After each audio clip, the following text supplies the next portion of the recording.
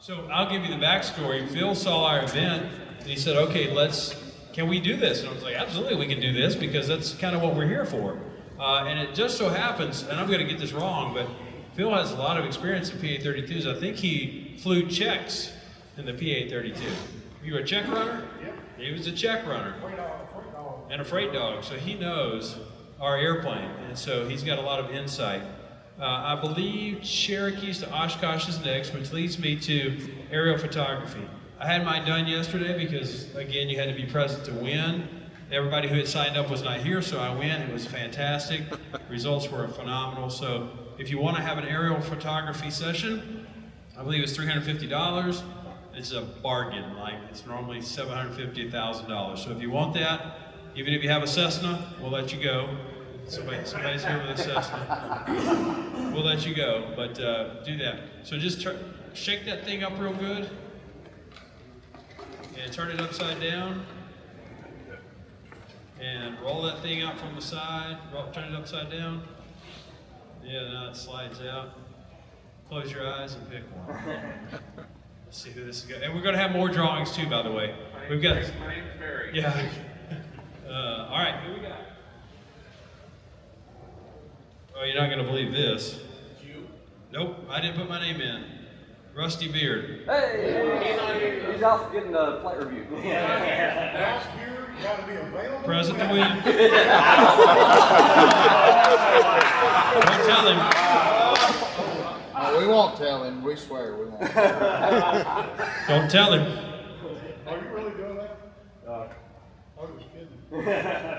He's going to come in and blame me. Yeah. I was kidding. No, we'll give Rusty something. There. Andy Anderson.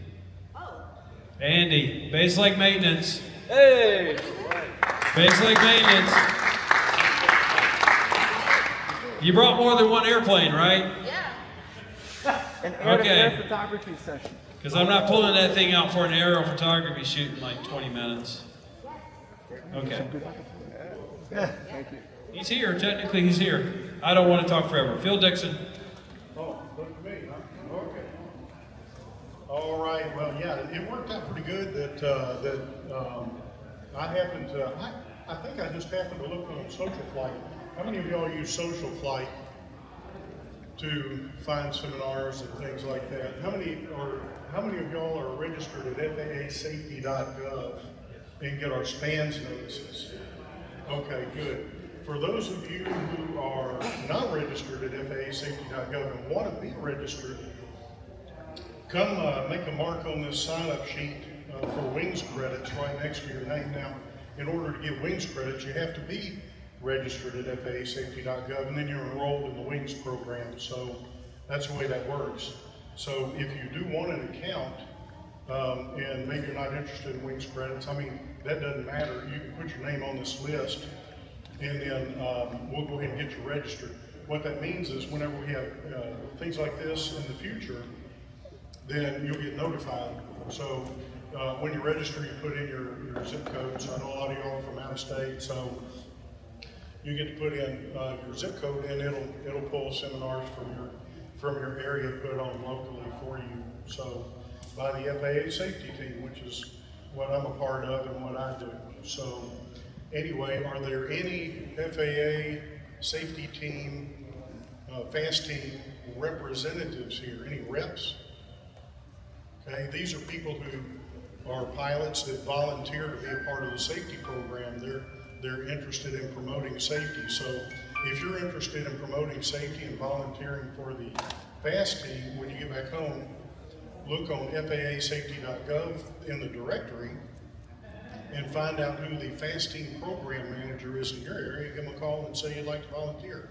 You can also volunteer directly by on the homepage of FAAsafety.gov, not FAA.gov, FAAsafety.gov.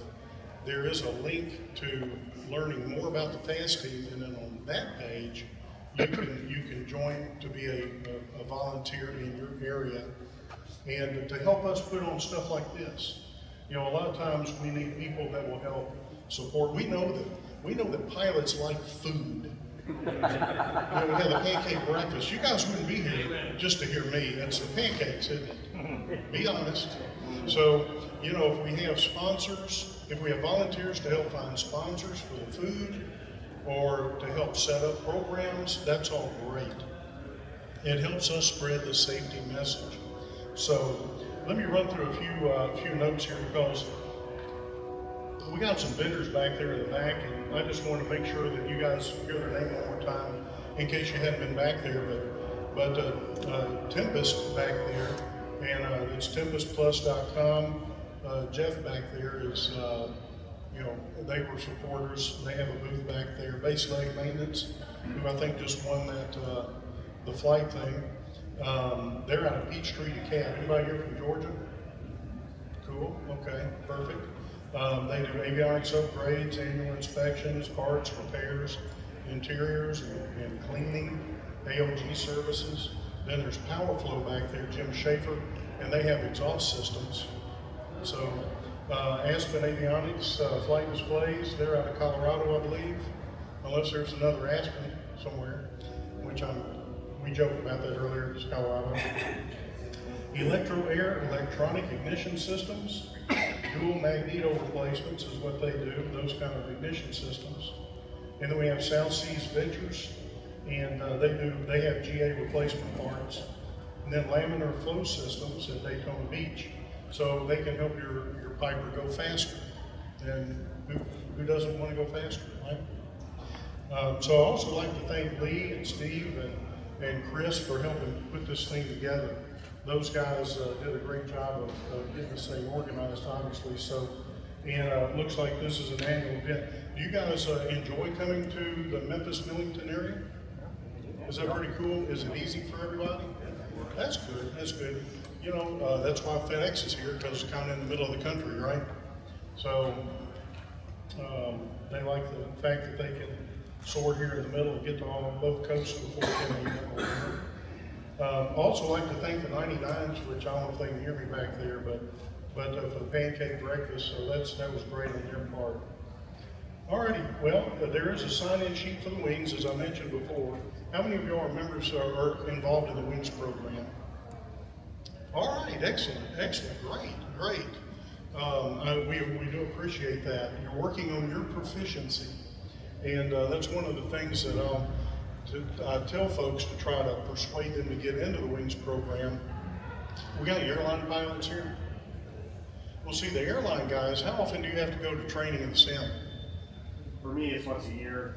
Captains, it's every Once a 6 year? months, yeah. Okay. So once a year, he's going into a simulator, 4 hours, 4-hour slot.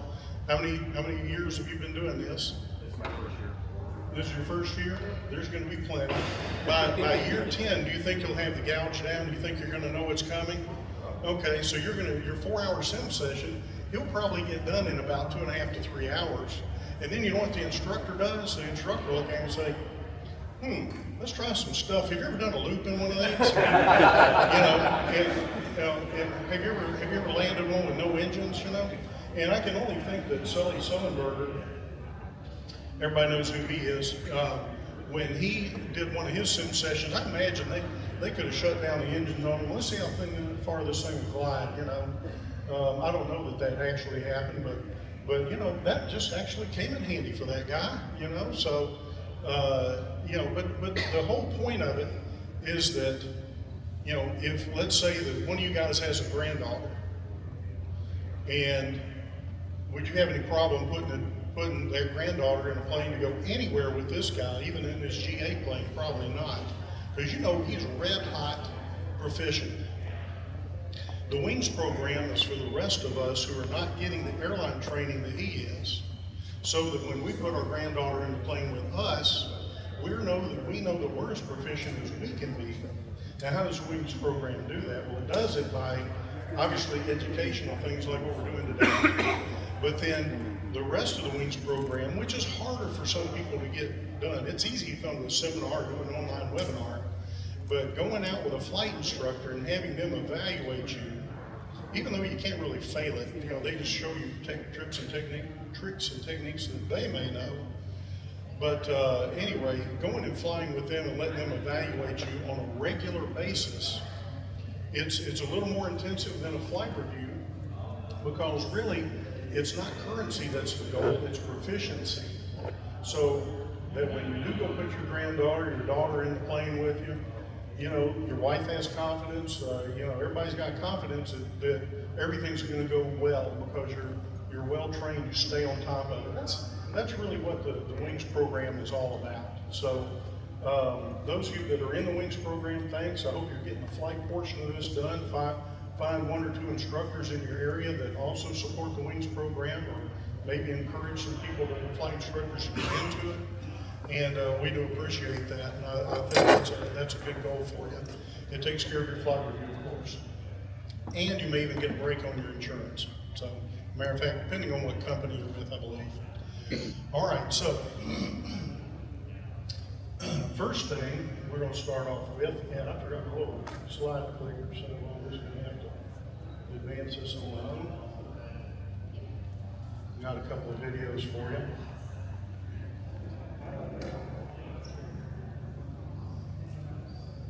This is where everything goes. Occasionally, we hear of a disaster involving a pilot who is their own worst enemy. This is the kind of pilot who has made bending or breaking rules part of their normal way of doing things, even breaking the laws of physics in many cases. We'll talk about one such case next on 57 Seconds to Safer Flying.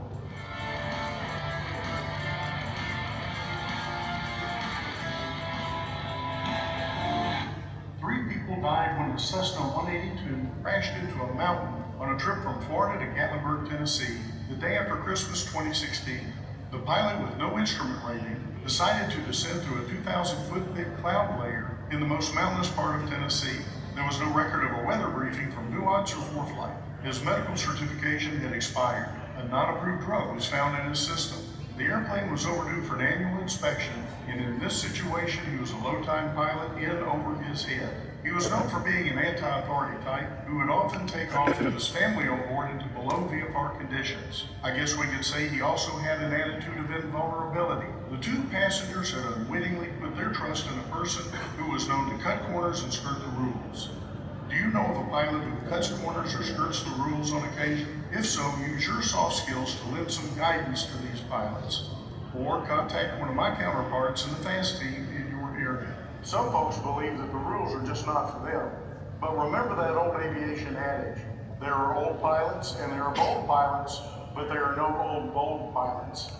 Improve your personal safety culture by taking a hard look at your flying habits with an instructor. For the FAA safety team, I'm Phil Dixon. That's a good looking dude right there.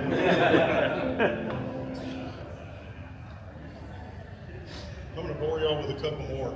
The next two, now see, we publish these on the FAA's YouTube channel. I don't know if any of y'all have seen any of these. The next two, though, have not been published yet. Y'all will be the first ones to see them. Some airplane owners look for bargains. Other airplane owners look for speedy service. But should you be shopping for either when you're trying to get an annual inspection for your aircraft? This is 57 Seconds to Safer Flying.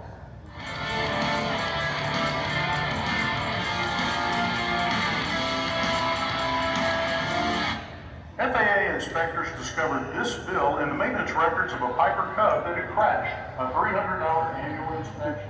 What would you expect to pay for an honest annual? There are many factors, but one thing's for sure, $300 wouldn't cover it. Annuals are supposed to dive deep into the airworthiness of your aircraft. Depending on the aircraft, general aviation owners should expect it to take 15 to 30 hours to complete. What's the rate per hour? That too will vary. Breaking that Piper Cubs bill down, it comes to about $13 an hour. Completion of airworthiness directives, oil changes, parts and repairs, and supplies will add to the total price. By the way, 12 months is a maximum requirement. You can have annual inspections done sooner. Why, you ask? Well, perhaps a bad landing, lightning strike, unanticipated turbulence, metal fatigue of older aircraft, or maybe the engine just doesn't sound right. Remember, these inspections are for your safety.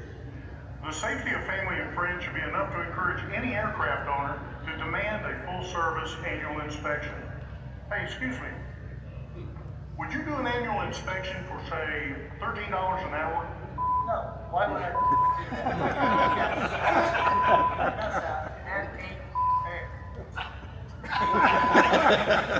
I didn't think so. For the FAA safety team, I'm Phil Dixon. Would you believe, this is your federal government, they made me cut out that last part because it's so funny. Yeah, I was wondering about that. They wouldn't let that That's the fly. best part. I know. One last one. A great number of pilots who try to turn back to the airport after the loss of an engine right after takeoff just don't make it back. But occasionally, we hear of a pilot that does make it back. So what are the key elements in making the decision to turn back or not? We'll talk about that next on 57 Seconds to Safer Flight.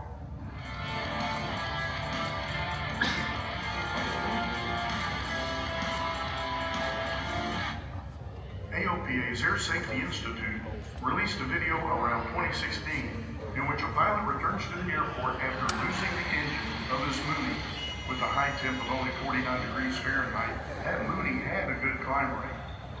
In the 27-second climb to where the engine quit, he had gotten to around 475 feet and was still very close to the airport boundary.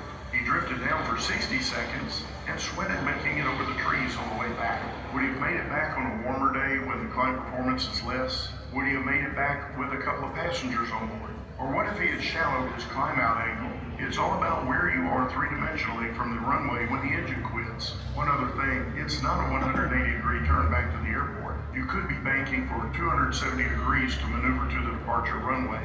That lessens the vertical component of lift, giving you less time aloft. In other words, conditions have to be nearly perfect for you to return to the airport. So pre-flight planning is where you should consider your emergency landing options. More often than not, your best bet is to put the plane down within a few degrees of your original departure heading. Scout out your options on the way into the field, or use recent satellite images and have a plan where to land if you lose your engine. For the FAA safety team, I'm Phil Dixon.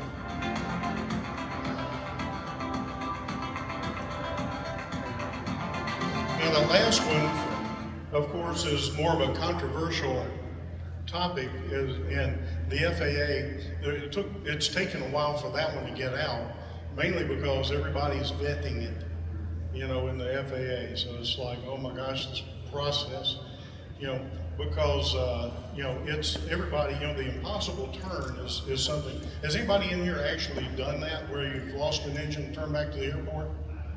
Has anybody ever lost an engine and landed straight ahead? Got one here. Well, I could almost make a statement, but I'm not. I'm not going to make the statement that the people that tried to make it back to the airport aren't here for a reason because they got killed, but I wouldn't say that. But the one thing about it is a controversial issue. Do you turn back or not? But the thing that I think I've kind of worked out this part, I've never heard anybody else say that look at the density altitude. In that video of the guy who made the impossible turn, what's that white stuff all over the ground? It's the conditions he was climbing in. It was cold. Aircraft performance was great. So that by the time he got up to where the engine failed, he was real close to the airport still. And so when the engine quit, he was high and he had thick air to come down in, very dense air, so he was able to make it back to the airport. So I'm kind of on a little bit of a campaign because I want people to realize that is rare. And if you're going to try it, you better have done your performance before you even get in the plane to figure out whether, and then, you self-talk yourself through this. Okay, if I lose an engine on takeoff, where am I going? And if it's, if it's 0 degrees and you outside, you figured out that your climb performance is going to be awesome, and and you think you can make it back. Maybe that's your decision to make it back. Try to make it back then. Otherwise, we recommend fly. Try to find some place straight ahead to go, because You may be able to survive a landing going ahead where you have control all the way to the ground, but if you try to make that impossible turn back and you all of a sudden do a stall spin accident, what are your odds then? Very slim. Stall spin accidents are pretty much all fatal. So that's the situation people put themselves in. So anyway, that's the premise on that one. Is there any comments or questions on any of that? Especially in PA 32. A Mooney PA 32 is great. If you've never done power off in the 180s, I highly recommend you go out and do it someday. You'll be surprised at how quickly that airplane comes down. It's like a bowling ball. Oh, I know. I used to make jokes about it all the time when I flew them all the time. And you're saying a power off 180 from down with? Yeah, like on a downwind, yeah. What's Like a that? commercial maneuver. Yeah, you coming real quick? Yeah, oh yeah, yeah. If you have a good strong headwind on takeoff, would that enter into your decision making? Yeah, anything that helps change your three-dimensional position when the engine quits. If you're higher, yeah, a headwind will help you. Now, will a headwind help you on a 70-degree day enough that you can make it back? Probably not.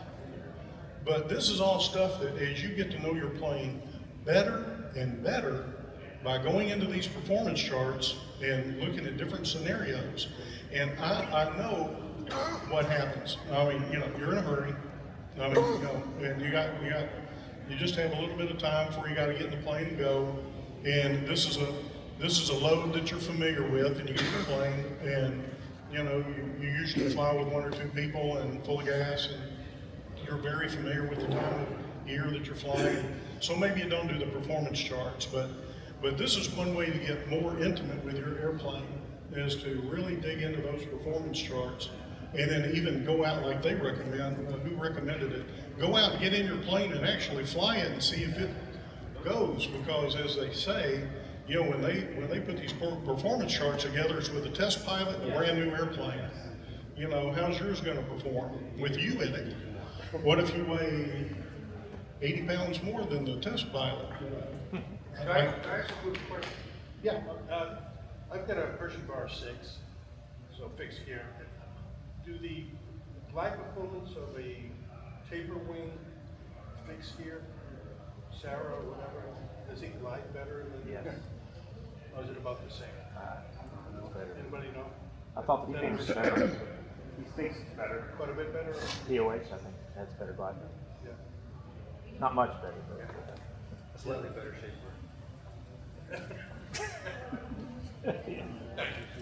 So my background, I've flown Senecas and Lances and Cherokee 6, Seneca 1, Seneca 2. When I flew the bank checks, but this has been a long time ago, about 30 years ago now. So my recent knowledge and memory may not be that great on them, but up to the level that you guys that fly them every day is. But I do have experience with them and remember a few things. Of course, when you're a freight dog, like I was, and you're flying an airplane that has no, I think one of our airplanes had storm scope. And that was the one airplane that everybody wanted to fly on the bad weather days. So some of the stories I get into a little bit later on, just imagine someone flying cargo every night in all kinds of conditions, and we'll talk about that. Has anybody ever gone and watched this webinar, the IMC Club webinars? Okay, well, if you're interested, if you're an IFR rated pilot, David Dow, who's one of my fast team volunteers, I talked about representatives earlier. Well, he came to one of our meetings and volunteered to start doing these IMC Club meetings every month. And he's been my rep of the year for the last 2 years. He does an excellent job in hosting, and I guess you'd call him facilitating a discussion that with all these pilots that come in and join this, it's not just Memphis anymore. I mean, he's had people from Argentina on this call. He's had people from Canada regularly on the call, coast to coast. So people have found this. What happened is it started during COVID, and while some clubs went from webinars back into in-person meetings like Nashville did, he decided just to keep his online. So he's got a great following. He's had, in the last one he had this past week, I think he said he had like 95 people on the call, so he's had over 100 at times. But they go through scenarios, well thought out and developed, and he is real persnickety of a guy too. So he does a really good job. He's a plane owner himself, so. Hey, Phil, Anyway, can I I say would one thing encourage you on that? guys to watch this. What? Can I say one thing on that? You don't have to be, of course, from this area to do that. I'm sorry, say You don't have to be from Memphis to join. Absolutely not. Like you said, Argentina, and this is a great, I got a couple of friends I sent links to for this that are actually doing training right now. And like you said, scenario based, some of these guys have tons of experience. And it's just an open floor discussion about what would you do, if this happens. And with the PowerPoint, David spends a lot of time putting this together. It's well worth, it'd be worth paying for if you had to do this.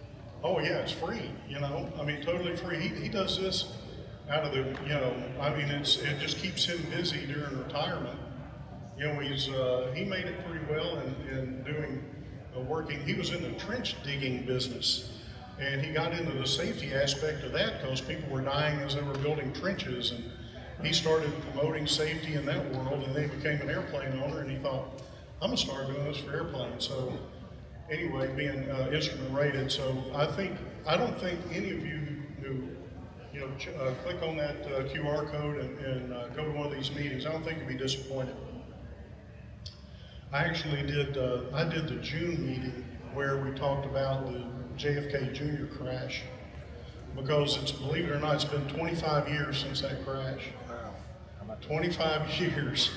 And it was July 16th this past year was the anniversary of that. So anyway, well, I've spent a lot of time getting acquainted with you guys.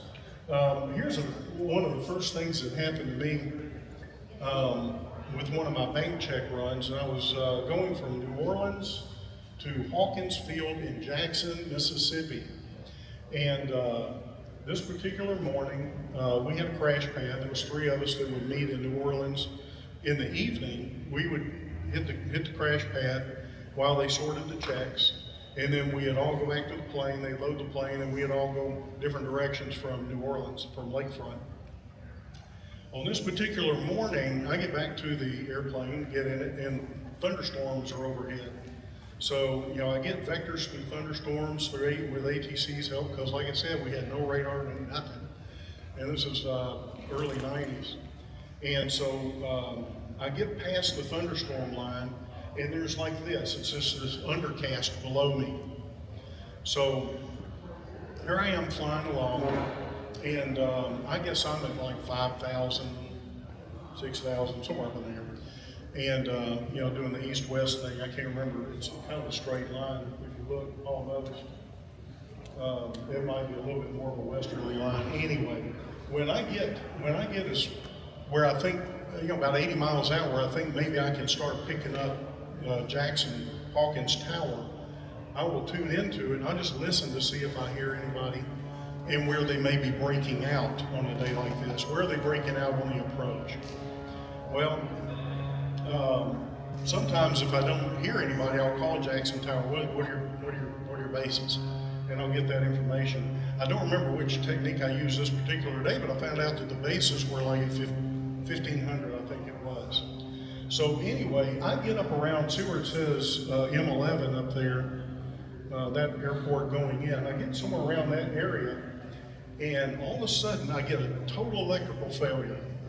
Now I kind of knew I had an ADF on board, and I had it tuned to the locator outer marker at Jackson International, which is over there, the JAN. So I kind of saw the angle. I kind of knew where I was. Now out here to the west is a bunch of huge TV antennas going towards Vicksburg. Well, all of a sudden they had total electrical failure, and at this point they had lowered me down into the clouds. So I'm in the soup as this happens. It's daylight. Anyway, and so I'm flying along, and this happened. So not talking to anybody at this point. So it was like, well, at least I know one thing. I know where they're breaking out. They're breaking out at 1,500. And so I thought, all right, I'm just going to fly north. There's a highway that comes out of Jackson to the northwest up in here. And that's Highway 49, east or west, one or the other. And so anyway, my goal was to lower myself down below. Well, I was going to fly north for about 3 or 4 minutes, lower myself down, get out of the clouds, find that highway, and go back up by the airport, which is what I did. And I got there and I got my light gun signals and landed the plane. And then I taxied, instead of taxiing where I usually park, I just taxied right up under the tower because I knew those boys were going to want to talk to me. So anyway, we had a discussion. I later on found out that why I had the total electrical failure. For one thing, it was bad on me because dumb me, lazy me, didn't watch the load, it was sitting there, leaving, the battery was draining for the last, 2 or 3 flights maybe. So anyway, what I found out was it being a 135 aircraft, of course, got a director of maintenance at the where it was getting worked on, and they had it down for 100 hours. So this came to my knowledge that now, okay, the first flight, the most dangerous flight you can ever have is right after an inspection, because you've had somebody in the airplane digging around. And what I found out was the DOM, he let his son put the battery back in, and he didn't hook the alternator to the battery to recharge it. So I was literally driving on the battery for about 2 days. Just the battery. I was hitting the batteries, starting the engine, everything like that. So what did I learn from all of this? Well, they used to have a little chart that you pull up or look at. It was the weather depiction chart. Everybody remember those? Well, I guess there's new versions of this out since we're now digital and everything we do. And so you've got ceiling and visibility that you pull off. The thing I didn't know that day, but I made sure from then on that I always knew, where's my nearest VFR? So in this case, that particular day, I went back and looked that afternoon after I'd landed. My nearest VFR would have been going towards Arkansas. I would have been able to, get to a 3,000 foot ceiling with great visibility. I could have found some place to land. Because if you're in the clouds, and if I hadn't found out I was at 1,500 feet, or the bases were at 1,500 feet, would I not been screwed? I think I would have been. So, that was something I did just because I was nosy, but it turned out being beneficial. So, and I didn't know where my nearest VFR was, but I learned something from that.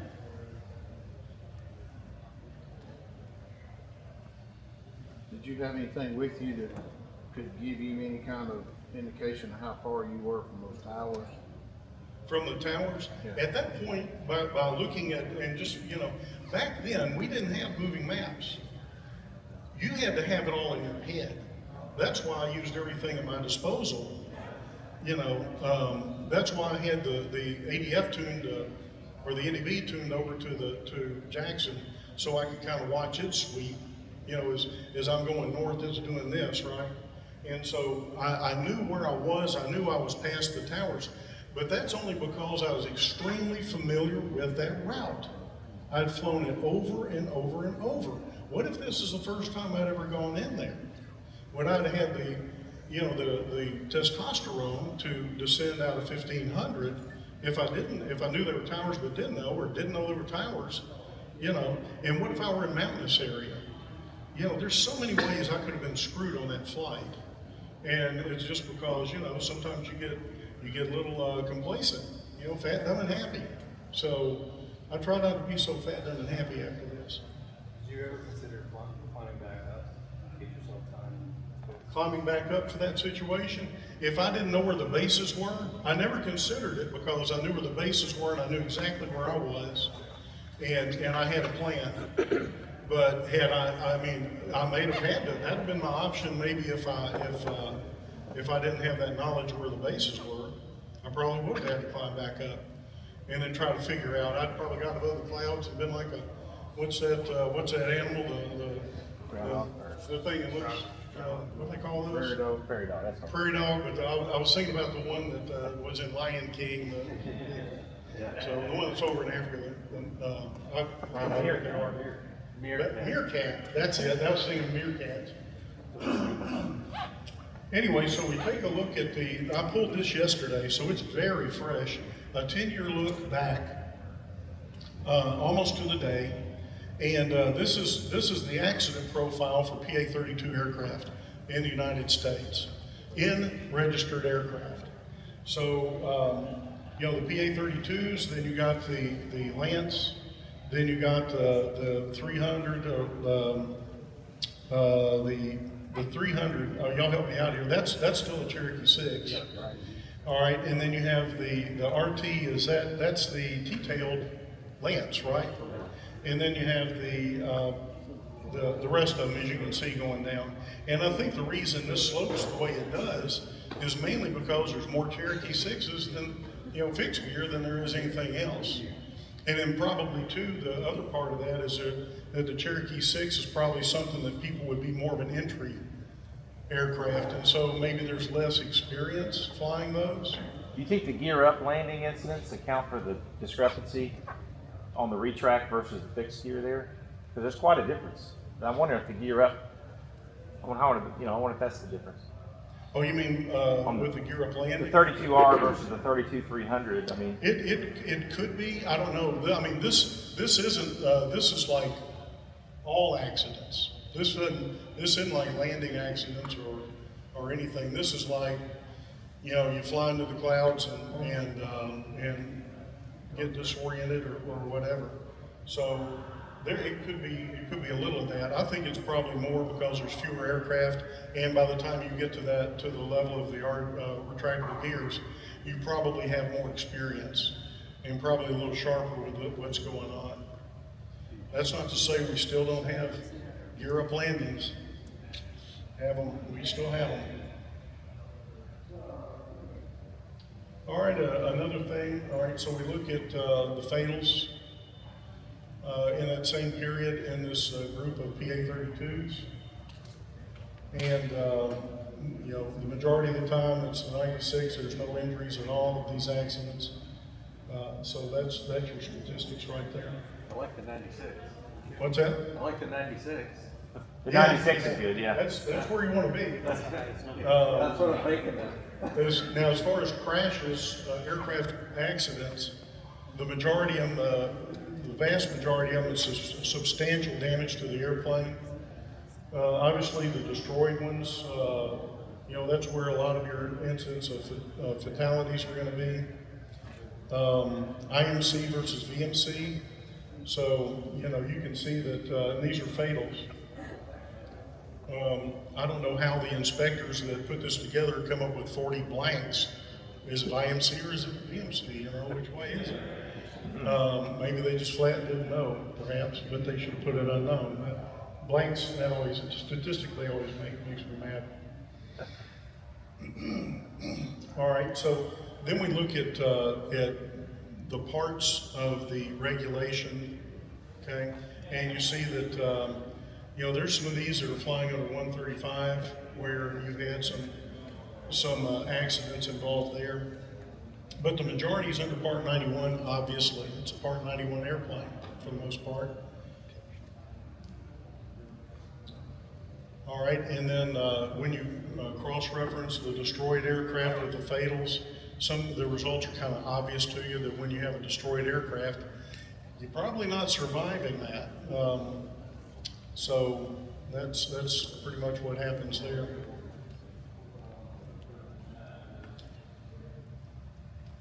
All right, fatal injuries, VMC is 69%, so 70%. 7/10 of the fatalities in PA-32s is VMC. VMC. All right, aircraft damage by times. Question. Fatal accident. Is there a question? Yeah, but how many total hours in IMC versus total hours in VMC? How many total hours? Yeah, because that may not be that 3/4 of the accident, maybe 3/4 of the hours. Yeah, I see your point. So it might not have anything to do with IMC versus VMC. Well, I didn't capture that particular. Some of these, when you have different accidents and that kind of thing, and I was just taking snapshots yesterday. But all of this it's on. You can get into each one of these accidents is all on NTSB. All I did was pull the stats and run it in the spreadsheet. My guess is there's a whole lot more VMC hours than there are IMC hours. I agree. And so therefore, the accident rate per hour may be the same for both, or maybe more for VMC, or it might be more for IMC. Well, my guess is if you were to put the hours in there, which how can we do that? You probably would find more in the IMC world as far as fatalities, I would guess, because you're coming out of the clouds, and it's. Yeah, I would guess that IMC has a higher accident rate per hour. I would say that VMC is more dangerous, and that's probably not really what you want to get from that chart. Right. And see, I guess where you can find that out is if I put in there, the total number of accidents under VMC versus IMC. I probably could have, if I would have done that, I probably could have found out the answer there, because if you look at the totals versus the fatals, and see that the total number of VMC accidents may be less than 70%. So there's the IFR accidents. I see your point on the hours. So yeah.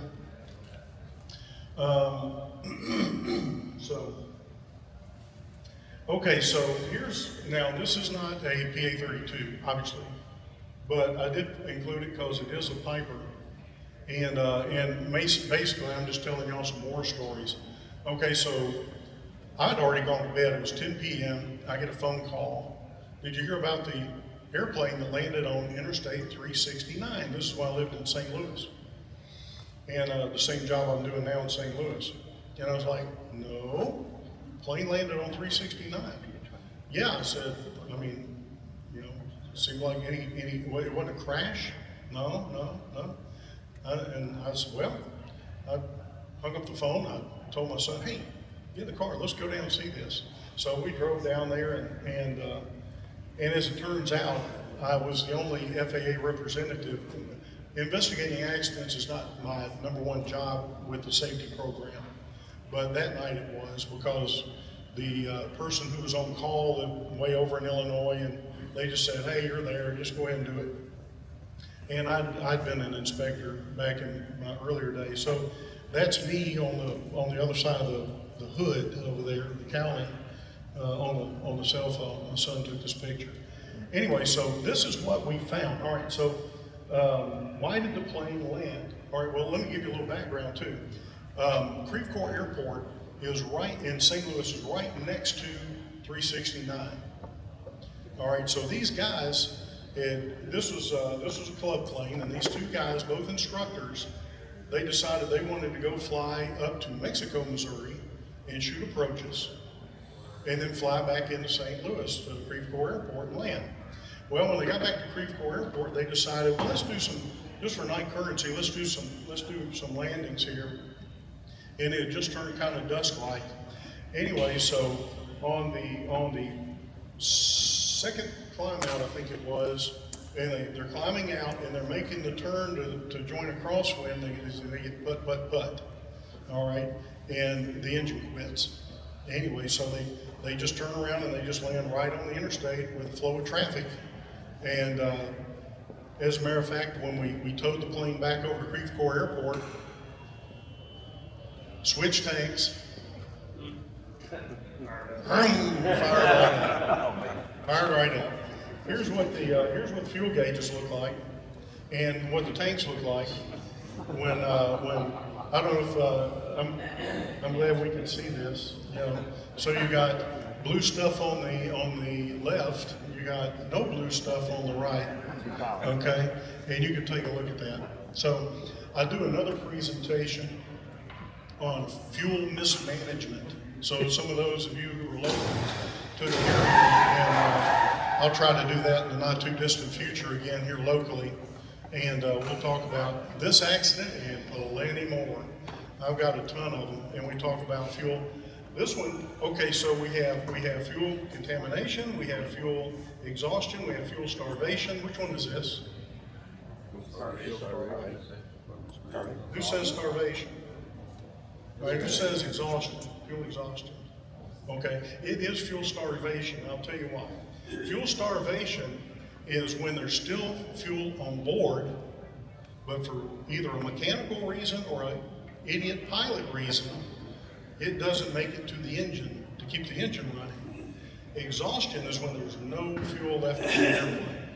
And then, of course, contamination is contamination, which is usually a result of little or no pre-flight. I have one question. Yeah. Have you noticed any difference in the fuel problems in Cherokee 6s versus the Saratoga?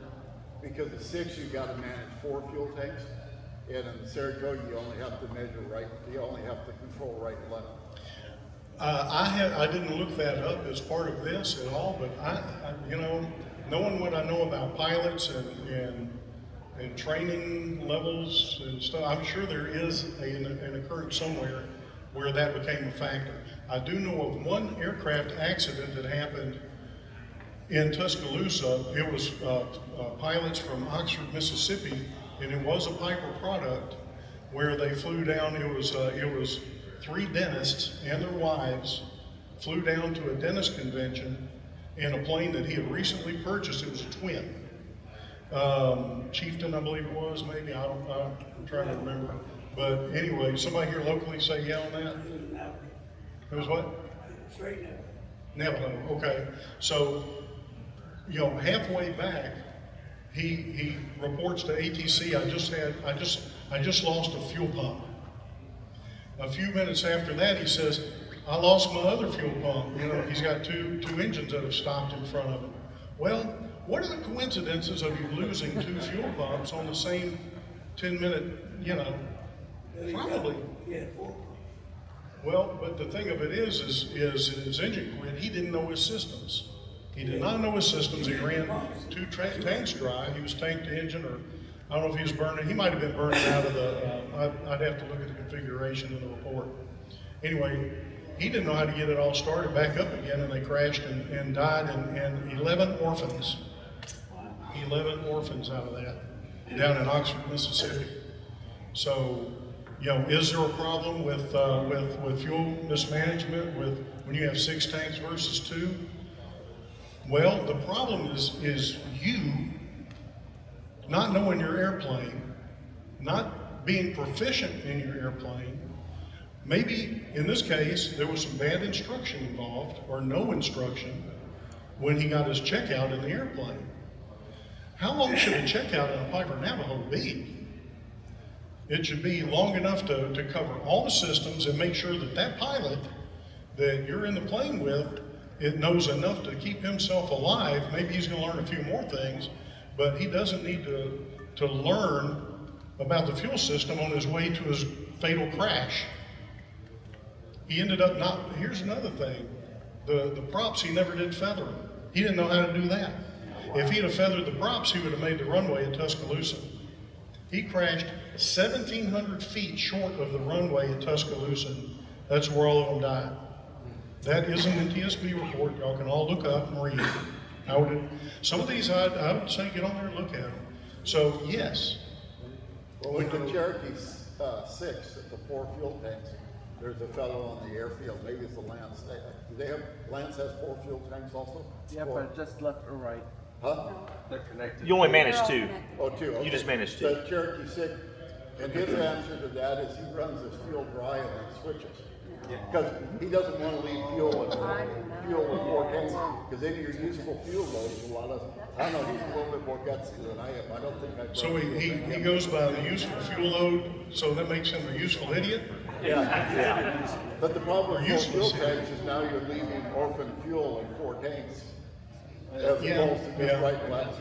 Look, everybody's got to come up with their own techniques of how they fly aircraft. You know, I mean, try to use your brains. You know, if you come up with some ideas like that, talk to an instructor about it, and maybe 2 instructors, some other people that know the airplane real well. Phil, on this example, they just simply forgot to switch tanks at all. Obviously, that's what happened. They just ran it out on this. Yeah, the one that you're given here. Right. Yeah, I didn't finish that story. So 2 flight instructors. Who's ever heard the thing about 2 captains in an airplane? You know, there's nothing more dangerous than 2 captains. Well, that's because each person thinks the other guy's going to handle it. Right. So nobody switched tanks over Mexico, Missouri for the trip back. So they ran it dry in 1 tank. But they ran it dry at a very bad time. Really? It could be, now, I don't know, is there any of you guys in A&P? All right, you know about the fuel systems on a Piper, I presume? So when you are in the climb out, where's the fuel pickup in the tank? Not where you want it to be. Not where you want it to be on the climb out, right? Okay. These are all things that you need to know about your airplane. Phil, on the modern panels, you can set reminders to go off that you have to tap and turn off when they flash. Yeah. So one of my CFIs said it. I didn't know you could do it on my 750. Every 30 minutes it pops up, says switch tanks. And I have to hit that and turn it off, or it'll keep, just like it tells you when you're getting close to airspace, Class C or whatever. So, I mean, you'd be hard to miss that because you have to turn it off and you can't see your flight display. Fort Flight will do it too. Well, and see, these are all techniques that I mean, is there a reason that anybody should ever run out of gas? You know, knowing your equipment like a Fort Flight and setting it up to help you help yourself. I mean, these are all things, tools now that we didn't have 30 years ago. Use them. Use them. All right, so we all know the weather's dynamic and pressure's always trying to equalize, and so a lot of times in the wintertime you'll see maps like this. How many of you guys are from the southern U.S.? Okay, who's from the north? Okay, one thing about the jet stream and where it drags low pressure systems through the U.S., it's kind of like geese. They migrate south for the winter, right?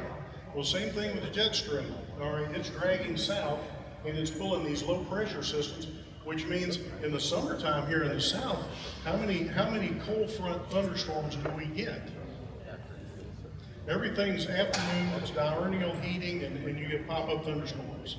Rarely do we have a cold front come through in the wintertime that produces thunderstorms, but we do have them sometimes. Most of the times in the wintertime, when the jet stream drags those lows further south, now all of a sudden we're starting to see these cold fronts sweep through, and we're starting to see thunderstorms and stuff. So it kind of typically looks like this. You get a map of the U.S., you throw your highs and your lows up there, and then you know from the lows, which low always means bad weather, right? So you got a cold front right here, all right? And what's ahead of the cold front? That's where you're going to find thunderstorms. All right, somebody tell me, which direction is your wind most likely coming from if you're in the front of this low front, if it's coming your way? I got south here. Is anybody, what else? Anybody else? Usually the south or southwest is where your wind's coming from. And what's that doing for us here in the Mid-South? It's bringing moist air out of the Gulf of Mexico. So typically we're going to have some nice thunderstorms around here. But if you look at this particular time of the year that I'm aiming for here, you know, typically in advance of your warm fronts, which this thing, which way is this low circulating? Counterclockwise, kind of like a hurricane, right? So in advance of this warm front, we're seeing the system, we're not getting so much we're not getting thunderstorms. We're getting steady state rain up here on the east side of this low in northeast position. What happens if that gets a little bit colder? All right, so you drop the temperatures down, and so what are you going to be likely getting if you're flying, let's say from Tennessee up to Iowa? You're going to be flying through this warm system. All right, or I tell you a better one, how about Iowa back down to Tennessee? You're Iowa and you're below freezing, you're flying down to Tennessee and you happen to go into this area of precip. Well, it's most likely going to be coming down in the form of supercooled droplets, or it could be, unless it's already frozen solid. So then this is all adhering to your airplane because your airplane's been cold soaked.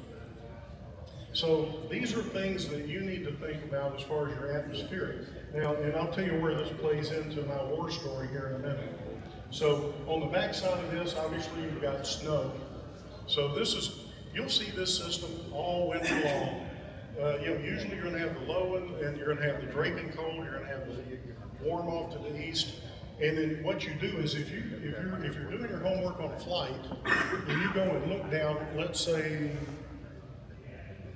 right about there, and you look at your surface conditions, and let's say your surface conditions are below freezing at whatever, airport might be right below that, and let's say that they have a winds of law forecast nearby, and you look at those winds of law forecasts, you're liable to find that it warms up as you climb, you're getting a temperature inversion. Then above that, it gets back cold again.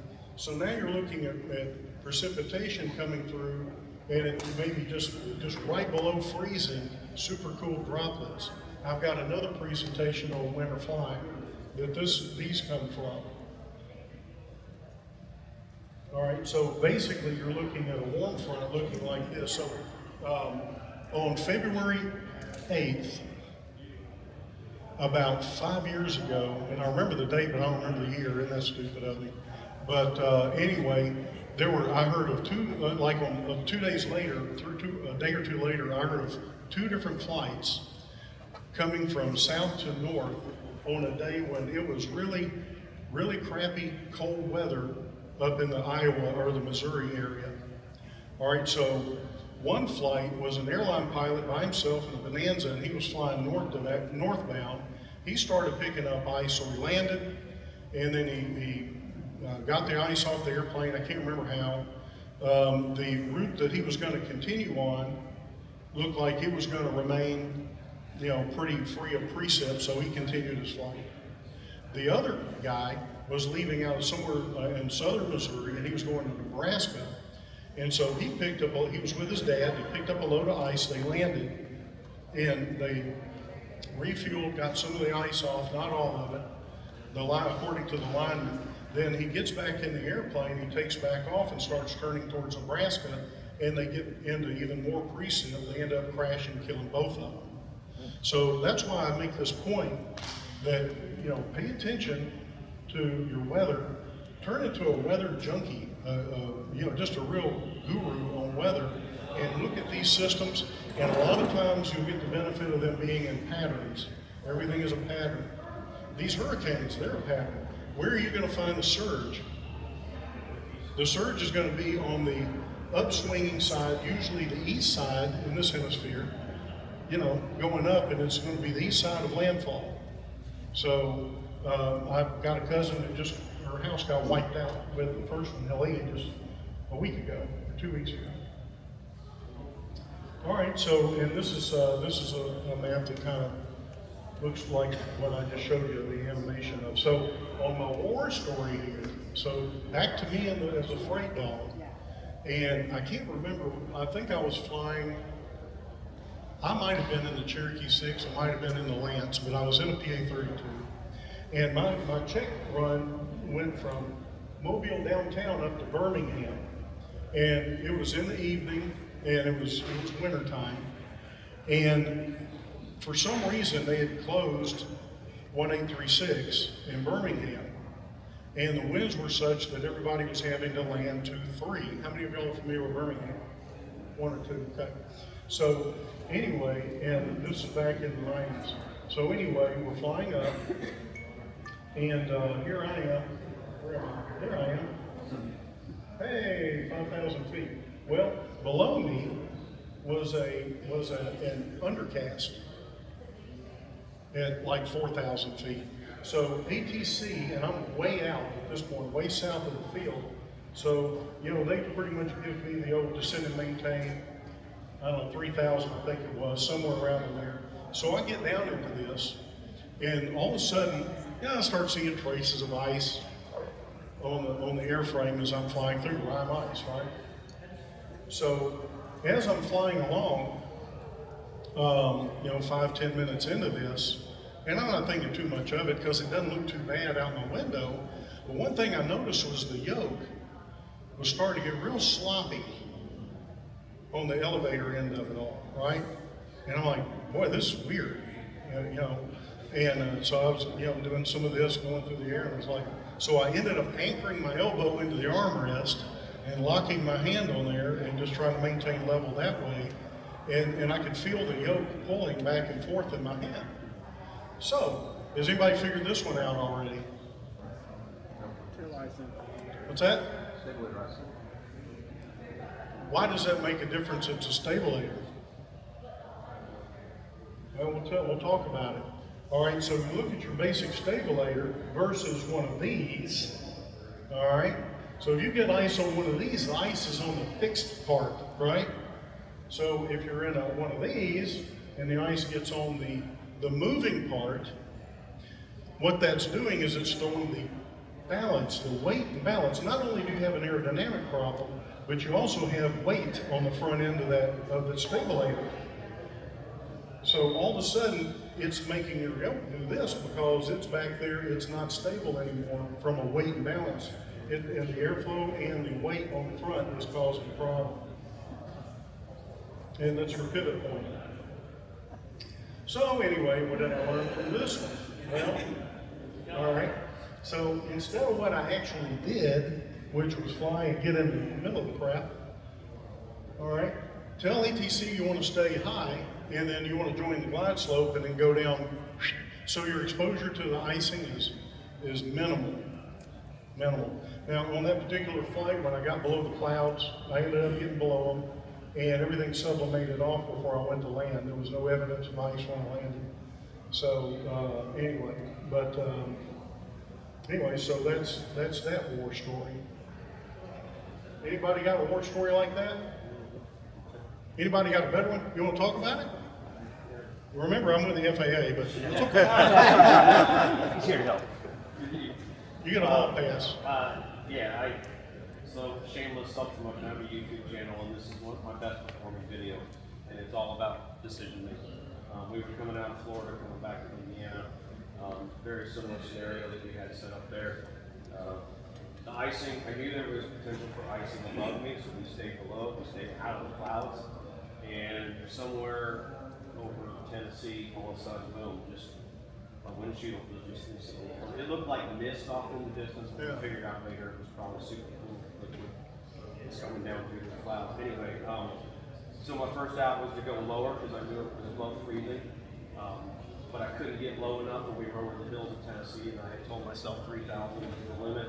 I was on our park flight plan, and we hit 3,000, and I said I need lower. Is everybody able to hear him okay?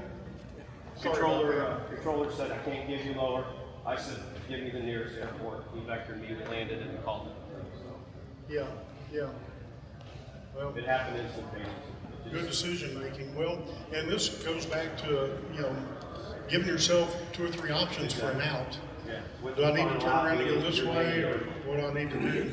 I had 5 people on board, somebody else's kid, and I told myself I was not going to suffer get there itis. Right. We all had to be back at work at school the next day. This was after spring break. Right. And believe me, the urge is real. You're like, all right, I'm picking up icing. I need a vector. I can keep doing this flight. And you just gotta go in. You gotta make your decision before you ever took off. And that's my process. So I made a decision. Here's A, B, and C. The C being I'm landing the airplane. A failed. B failed. I'm landing the airplane. Yeah.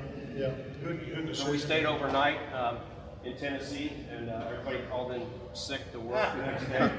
And it was VFR all the way home the next day. So Where'd you land? Good decision. Where did we land? Smyrna, Tennessee. Okay. Okay.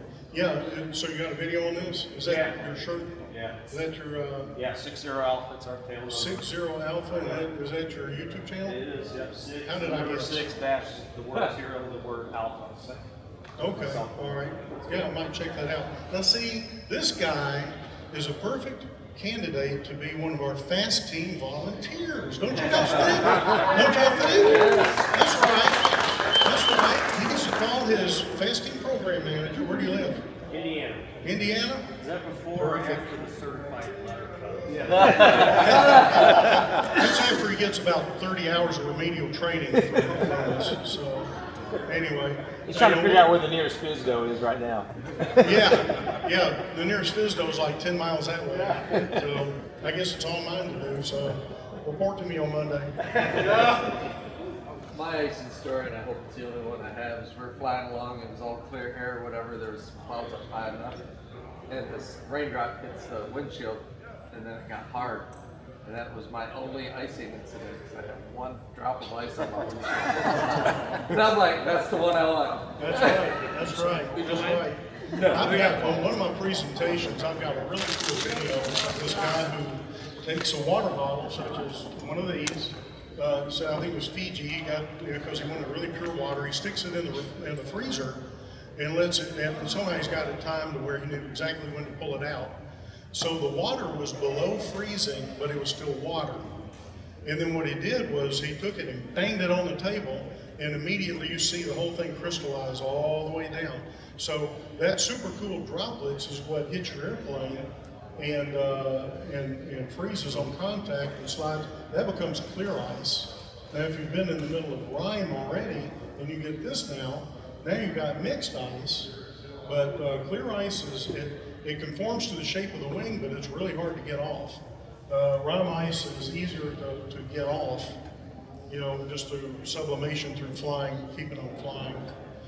So anyway, when you look at frost and you look at things like the clean wing, the upper surface, leading edge ice formations, you know, you got two lines down there. The one at the bottom is a wing with ice, the next one up is a wing with frost. Then you got your clean wing, you can see the performance. So there are things that you can look up online and learn more about that. So what is it, how many of you guys are VFR only pilots? Okay, so let me talk to you guys for a minute or two. All right, so this guy's flying at night and he gets in the clouds. Well, he's not worried enough that he doesn't pull his cell phone out and record the whole incident. So apparently he's not that worried, but there's his wingtip strobe. So now we have a lot of fatalities, as you can imagine, from people getting disoriented when they're VFR and they go into clouds, daytime or night, doesn't matter. Now, when you get in there, and this is going to be the lesson. All right, so, all right, you want to fly. All right, so how long does it take to? Let's say you want to get out of clouds that you just flew into. You're going to have to do a 180. So, how long is that going to take you at standard rate? All right, this is a 2-minute indicator, so that's for a 360. So it's 1 minute. 1 minute. So if you're in the clouds and you got kids in the back seat and you're flying and all of a sudden you didn't expect this, but pop, you're a VFR pilot and you're in the clouds. All right, so all of a sudden a little bit of panic comes in. All right, so here's the lesson. The lesson is patience. The lesson is patience because you're going to want to get out of that mess in a hurry. So what are you likely going to do? You might try to encourage the airplane to get out of it by turning a little steeper than maybe you should. Standard rate. Remember, standard rate, 1 minute. So here's the exercise. And this is just for you VFR guys, but it's a good lesson for everybody. All right. I want to show you how agonizingly long 1 minute is for you. So here it is. All right, you're going into, all right, you're flying a heading of 300. All right, when you go into the clouds. So I want everybody to be very quiet. I want you to put yourself in the seat of an airplane this airplane that just went into the clouds. And now you got the kids in the back, and they're back there laughing and kidding around what kids do. Mm-hmm. Your wife's back there taking a nap somewhere. All right, and you're like, okay, if she ever finds out about this, So anyway, you're sitting there panicking a little bit. So this is how long it takes. All right, so everybody, be quiet. We'll just watch this thing, and let's see how agonizingly long it is.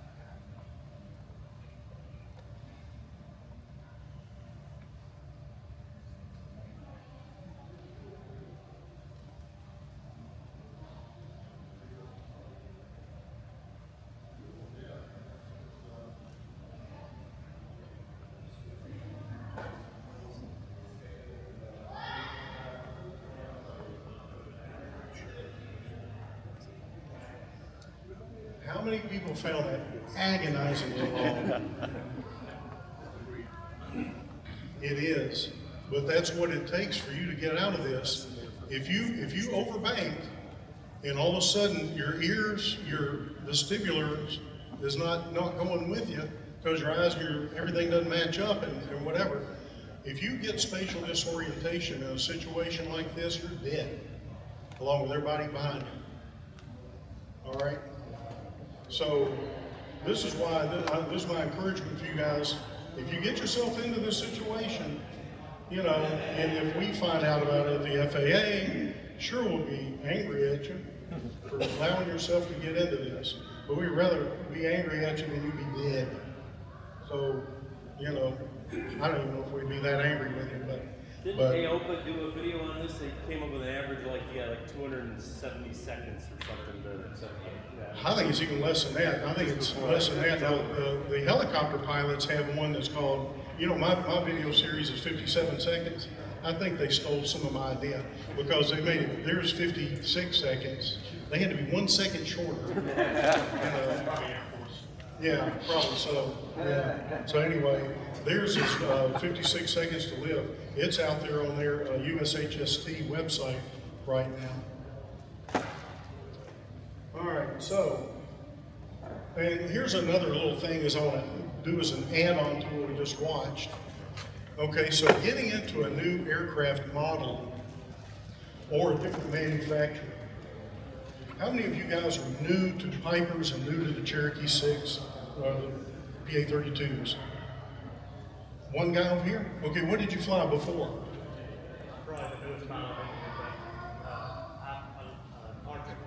Archer?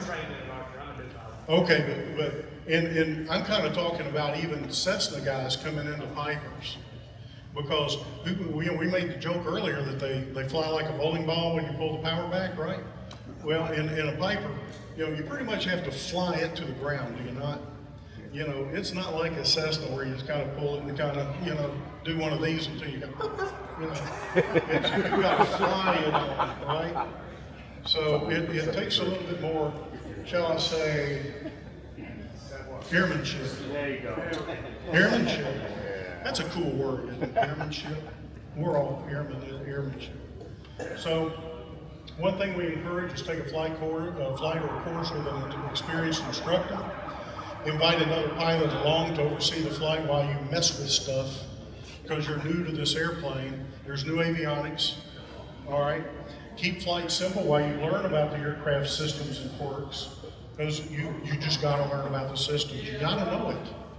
You've heard me push that earlier. And then if you get into a mess, trust your animation. All right, trust your animation.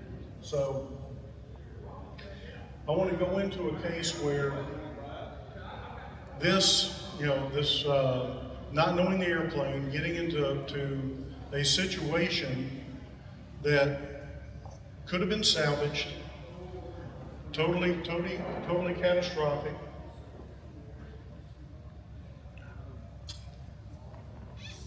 All right, this accident should have never happened 25 years ago.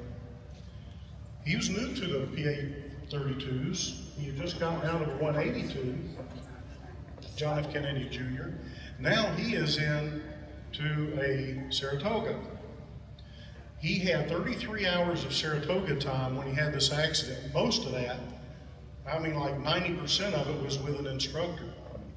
So here he is flying alone at night in conditions out over the water where he had no moon, no stars. He had black below him. He was totally into a black hole. And he was an airline guy, you know. I mean, you know, you can, I mean, that gets your attention when you're doing it, even at this day, probably. You know, it's a situation that's spooky at best. Spooky at best. And here he was without an instructor. He turned down, he had an instructor that asked him if, the instructor asked him if he wanted him to go along. And he said, no, I need to start flying these flights on my own. So he turned down the instructor. So now there's one of these rags that comes out every July, as they do, I don't know if you ever notice at the checkout stand, but typically every July, magazines will come out talking about what a conspiracy, JFK Jr.'s airplane was bombed and somebody shot it out of the sky or whatever.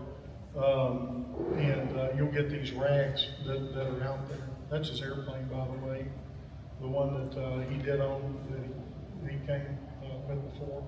This is him taking the bodies out of the hangar and putting them in a hearse. So you get these rags all the time. You know, look for it next year. They were this year for big time because it's 25-year anniversary. There may or may not be next year, but if they can sell a magazine by putting JFK Jr. on it and then saying some kind of big thing how JFK Jr. was murdered or first one thing to another. Now I will say this, you know, he was about to run for the Senate in New York, and then he was going to follow what would have been his brother's footsteps. His brother died in a plane crash, or you know, they had a mishap in the Army. You know, he was going to run for president, you know, and they figure around 2008. So anyway, so here's his story in a nutshell. And I got to watch my time. Who's my next presenter? Here you are. How am I doing on time? You don't have a watch on either. My watch band broke. 8 minutes. I got 8 minutes? It's never going to happen. Anyway, so, all right, so we've got, you know, he originally started in 1982, 1988. He flew 6 different instructors. He had 46 hours in that 6-year period. All right, no logbook entries from 88 until 97. Now, why would he stop flying airplanes? Well, his mother found out. And guess what? His mother was like, hell no, you aren't going to fly airplanes. Do you realize the history of our family and airplanes? It's terrible. So, you know, I mean, the only survivor out of this is the one in the middle. That was Ted Kennedy. He was in a crash when he was out campaigning. But the Cavendish lady on the far right, she died in an airplane crash in the 30s or whatever. And then his JFK's brother and Bobby's brother, older brother, died in the Army trying to deliver a bomb. So Mom passes away at age 66 or whatever. So when she passed away, he waited a couple of months just to be, you know, nice, and then he picked up flying again. So then in 98, he flew 179 hours, and he used 3 different flight instructors. He began his IFR flight training in 1999 down at Vero Beach, and it was reported that he had typical trouble with managing the workload during training. On July 1st of the year that he died, 15 days earlier, according to what was reported, he was not ready for an instrument check ride. One CFI said John still needs visible horizon at night. Now, not to mention that John had a broken ankle when he was trying to fly this flight that he died on. He had a broken ankle because he had been hang gliding. All right, the boot was removed the morning of the fatal flight. He was using crutches to pre-flight. One physician said the ankle would, depressing a rubber pellet would be painful. So we have that going for him. So to call him anti-authority and say he suffered from invulnerability and a little bit of macho is a little bit of an understatement. I would say he qualifies as a thrill seeker. He was a hang glider. That's how he broke his ankle. And he disregards outside resources like the CFIs that said, hey, let me fly with you tonight. He turned him down. So on this, there's his Saratoga. All right, and I've taken a few charts and graphs out of my full-blown presentation. The full-blown thing, which I've given to Oshkosh and down Center Fund, is about an hour and a half presentation on this whole accident, everything that he did wrong. It's a 28-page NTSB report.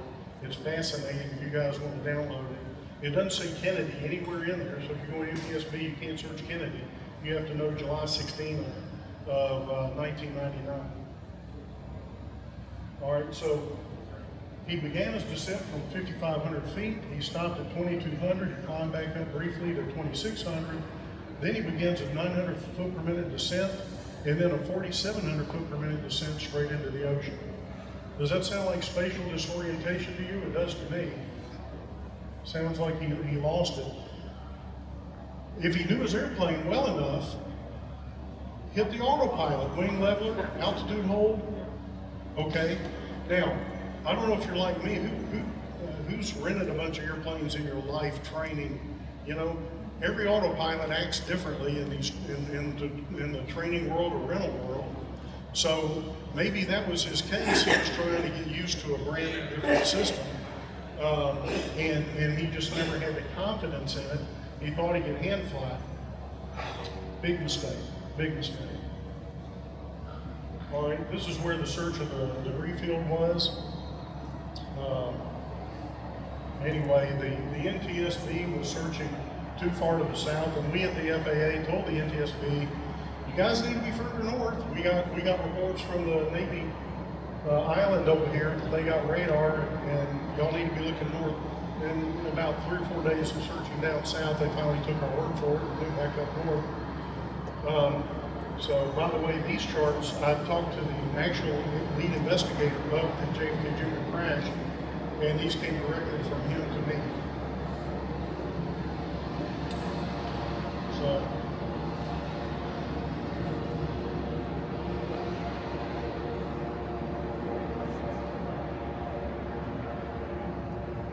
all right, so we talk about vestibular.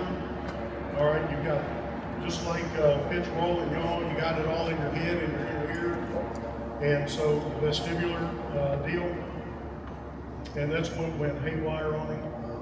So some of the things we looked backwards on his flight, you know, he had no flight plan. Neither did Stephen Fawcett. Is that his name, Fawcett? Fawcett. Yeah, I'm always afraid I'll butcher that. And, you know, he had his crash out in the mountains. It took, what, a year to find him? You know, no flight plan on file. Somebody just ran across his crash.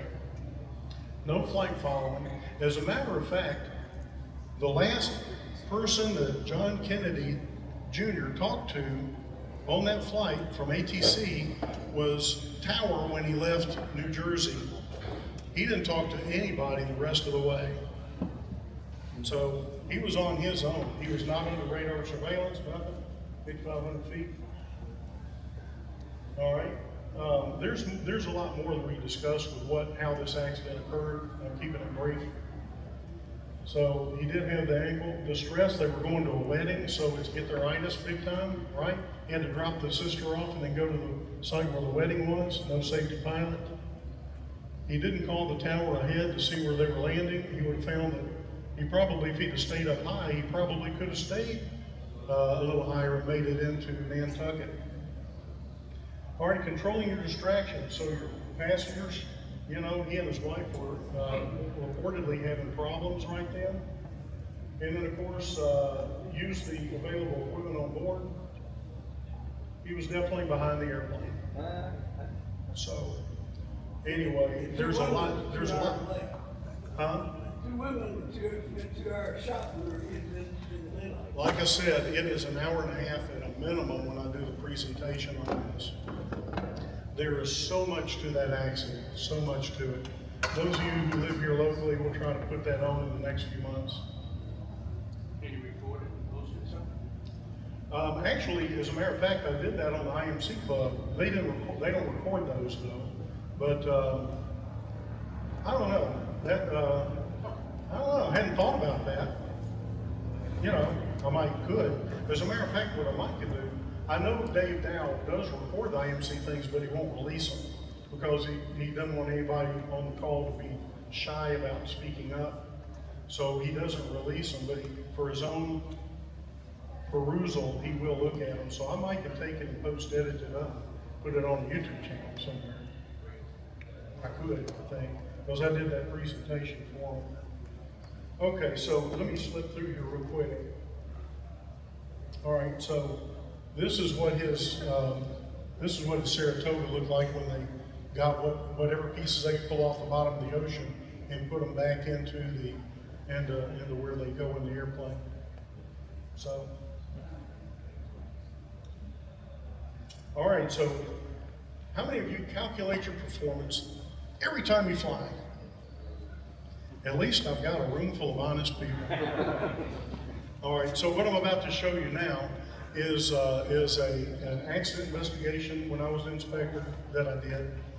And it just so happens that someone there at the site of the accident videotaped it on bad VHS back 100 years ago. Somebody videotaped this, and you'll be able to see. All right, so what we have is a fly-in. Somebody had a fly-in at their little home strip, invited a bunch of people, and then they had everybody in the hangar, and franks and beans or whatever. And so then everybody's getting ready to leave on the way out. It was September, it was a warm September day in Hurdlin, Missouri, which is up near the Iowa state line. This guy had come in from Iowa with his friend and their 2 wives. So their 2 wives were in the back. At the time of the accident, he was 66 years old. I'm 64. Look what age has done to me.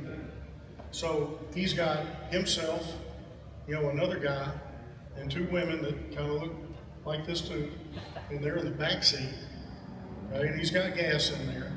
All right, 2,000-foot strip, slightly uphill maybe, and here's what happened.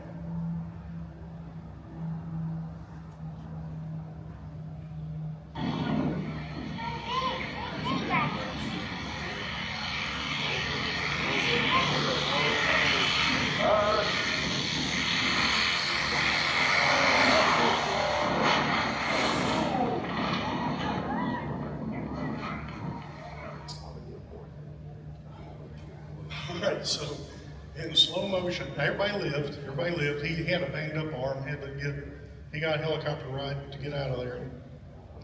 He tries to rotate early, way early, scares the hell out of everybody that's standing in the hangar. They're all running for cover. All right, and this guy keeps videoing, and he loses him for a second, picks him back up here as he hits the 170 right there. And it spun his airplane around. Thank God nothing caught on fire and burned him up. That could have burned him up. So that's why performance is important. Knowing when you should be pulling back that power. Knowing when he started to rotate. I mean, for one thing, he should have known that he wasn't at airspeed to fly. Right. And he tried to push his luck on that. He should have reared up and said, "Oh, screw it, pull the power back." There's a rule of thumb. Somebody once said, if you're not at 70% of your power, 50% down the runway, abort it. And that was definitely the case on this 2,000-foot grass strip here. So once again, we'll talk about this Memphis IMC Club. Here's your chance to capture the QR code. The next one you'll have is the second Tuesday, 7 Central, second Tuesday in November. So, does anybody have any questions? This is the end. Oh, Wings program. Got to have the Wings slide. And then, so does anybody got any questions or comments or anything on my experiences as a PA-32 pilot? Yes, sir. Back to the interstate landing accident. Did you interview the two instructors? Not only did I interview them, I took the 2 of them and I split them up, and I said, each of y'all write what exactly happened. So I got the same story from both of them. Did they go through emergency? What's did that they again? Go through the emergency procedure for ins and out. In other words, change fuel tanks. Well, they didn't have time.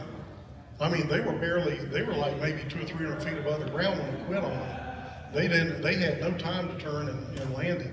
They barely had the energy to make it back to the interstate. Yeah, I split them up, had them write their right statements, and then both of them got remedial training, which I set up the remedial training program. And one of them is now a volunteer with the safety program up in St. Louis. So, and he's also a very active member of their CFI club. Now, I was thinking about, who's from Memphis here? All right, not too many people. Okay, well, I have to talk to another group about this, you know, because what I want to do is I want to start up a Memphis area Flight Instructors Association, otherwise known as Mafia. And I want to start that up in the area and see if I can get a bunch of flight instructors and improve the quality of flight instruction, at least in our neck of the woods. So that's all I've got. I appreciate it. I'll be hanging around for a little bit, and we're going to switch. I'm sure there's going to be a break-in store. You want to come on up, Lee, and I guess give them a break. We'll switch out folks.